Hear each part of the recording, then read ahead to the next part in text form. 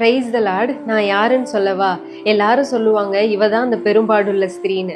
நான் பட்ட பாடுகள் ஒரு நாள் 2 நாள் அல்ல, 12 வருஷம் உதிரப்போக்குனால பெரும்பாடுபட்டேன்.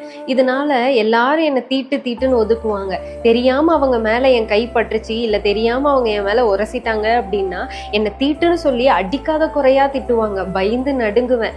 என்னுடைய சொத்து சுகம் எல்லாவற்றையும் வித்து மருத்துவர் கொடுத்து சுகம் கிடைச்சிருமான்னு பார்த்தேன். ஒரு சுகமும் எனக்கு கிடைக்கல.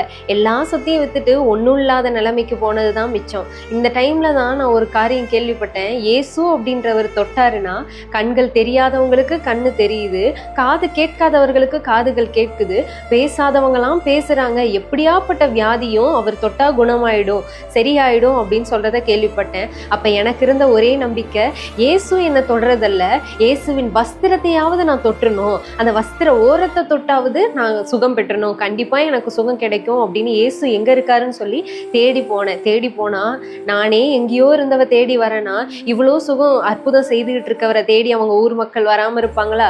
ஏசு கிட்ட போனதும் எவ்வளோ பேர் நெருக்கி நின்றுட்டு இருந்தாங்க. ஏசு கிட்ட நான் போகவே முடியாது, எல்லாரும் நெருக்கி நின்றுட்டு இருந்த டைம்ல எனக்கு நம்பிக்கை இல்லை, இந்த இடத்துல திரும்பி போயிட்டோம்னா நமக்கு லாஸ்ட் சான்ஸ் இதுதான், இதை விட்டுறக்கூடாது அப்படின்ட்டு எப்படியோ நெருக்கிக்கிட்டு போய் அவருடைய வஸ்திரத்தின் ஓரத்தை தொட்டேன். எனக்கு அந்த நேரமே சுகம் கிடைச்சது. ஏசு திரும்பி கேட்டார், யார் என்னுடைய வஸ்திரத்தை தொட்டதுன்னு. நான் சொன்னேன், நான் தான் உன்னுடைய வஸ்திரத்தை தொட்டேன் அப்படின்னு சொன்னேன். ஏசு சொன்னாரு, உன்னுடைய விசுவாசம் உன்னை ரட்சித்தது அப்படின்னு சொன்னாரு. அந்நேரமே நான் சுகமானேன்.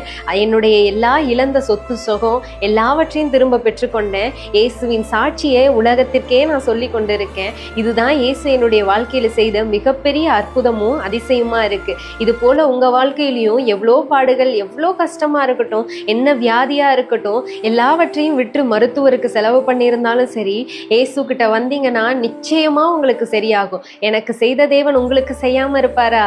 ஆமென்.